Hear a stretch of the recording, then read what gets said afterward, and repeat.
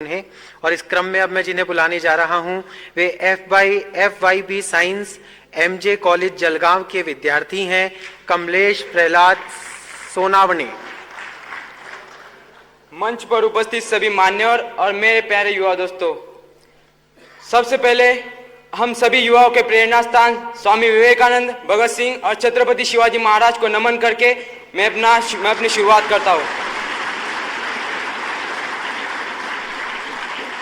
दोस्तों, आज हिंदुस्तान कह रहा है हर और अमन हो, शांति हो, खुशहाल हो ये जहान, बस अब और आतंकवाद नहीं सहेगा हिंदुस्तान, नहीं सहेगा हिंदुस्तान।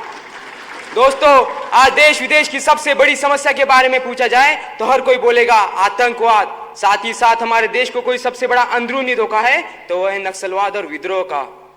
दोस्तों, नक्सलवाद में अधिकांश गरीब और आदिवासी लोगों का दुरुपयोग किया जाता है। नक्सलवादियों का यह मानना है कि भारत के गरीब नागरिकों को अभी तक गरीबी से मुक्ति नहीं मिली है और वे अमीर लोगों के शोषण से जूझते रहते हैं। इसीलिए वे राज्य के सभी प्रतिनिधि जैसे राजनेता, पुलिस और अन्य अधिकारियों को अपना निशाना बनाते हैं। नक्सलवाद आज तक जीवित रहने का प्रमुख कारण है उनको मिलने वाला स्थानीय समर्थन, जिसकी वजह से सुरक्षा बलों को विद्रोहियों के बारे में सटीक जानकारी प्राप्त करना मुश्किल हो जाता है। दोस्तों, नक्सलवाद से मुकाबला करने के लिए एक व्यापक ग्रामीण सुधार योजना बनाई जानी चाहिए, जिसके तहत नक्सल पीड़ित क्षेत्र में रहने वाले स्थानीय लोगों को सड़क, बिजली और सिंचाई सुविधाओं जैसी सुविधाएं प्रदान की जाएगी। साथ ही साथ आदिवासियों को उचित चुनावी प्रतिनिधित्व न होने के कारण उनका सरकार के प्रति दुश्मन केंद्रित दृष्टिकोण बन गया है। इसलिए सरकार को राजनीतिक सुधार के माध्यम से आदिवासियों के बीच चुनावी भागीदारी को बढ़ावा देने के लिए प्रयत्न करने होंगे। नक्सलवाद और विद्रोह से पीड़ित क्षेत्र में रहने वाले स्थानीय लोगों को विश्वास देकर उनका विकास किया जाए और उनको देश की मुख्य व्यवस्था में लाया जाए तो नक्सलवाद और विद्रोह जरूर अपने देश से मिटेंगे।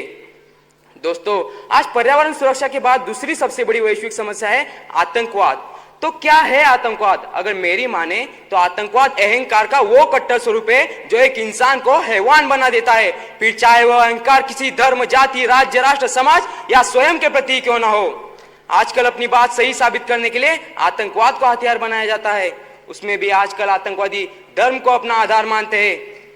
आज के आतंकवादियों के नेता धर्म के नाम पर आज की युवा पीढ़ी को भड़काकर उनके दिमाग में आतंकवाद का जहर घोलते हैं। आतंकवाद में होने वाला युवाओं का इस्तेमाल आज की सबसे बड़ी चुनौती है। युवाओं को इससे बचना होगा। आज हमें धर्म को सही ढंग से समझना होगा। धर्म हमें इंसानियत सिखाता है। मानव आज धर्म और जातिवाद की भंवर में इस कदर फंस गया है कि धर्म के ऊपर इंसानियत के बारे में सोचता ही नहीं। दोस्तों, राजनीतिक स्तर पर हम सुरक्षित तो है, लेकिन भारत सरकार और भारतीय सेना का आतंकवाद के विरुद्ध ठोस कदमों को देखें तो हम ये कह सकते हैं कि अब हिंदुस्तान आतंक से नहीं, आतंक हिंदुस्तान से डरेगा। दोस्तों, अगर हमें आतंकवाद को उसकी जड़ से खत्म करना है तो हमें उसकी जड़ तक पहुंचना होगा। हमें यह समझना होगा कि हर आतंकी हमले के पीछे होता है उद्देश्य। उद्देश्य एक देश की अखंडता, प्रभुत्वता, समानता की भावना को खंडित करने का, उद्देश्य एक देश के टुकड़े टुकड़े करने का, उद्देश्य एक देश के लोगों को बांटने का। और आतंकियों के इन्हीं मंसूबों को नाकाम करने में हम सफल हुए तो निसंकोच वैश्विक स्तर पर आतंकवाद के विरुद्ध यह एक बहुत बड़ा कदम होगा। और यह तभी हो सकता है जब हम सांप्रदायिक सद्भावना के साथ अपने अंदर वसुधैव कुटुंबकम की भावना को उदित करें। तो आइए ये विश्व आतंकवाद मुक्त बनाते हैं। जय हिंद, जय Bharat. Thank you very much, Kamlesh. Thank you very much for putting your views in front of this session.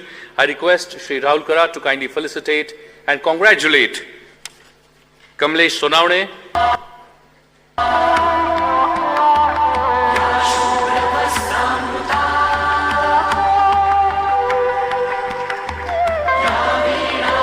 Big round of applause, guys. They have put in a lot of efforts to put their views in front of you. Thank you very much.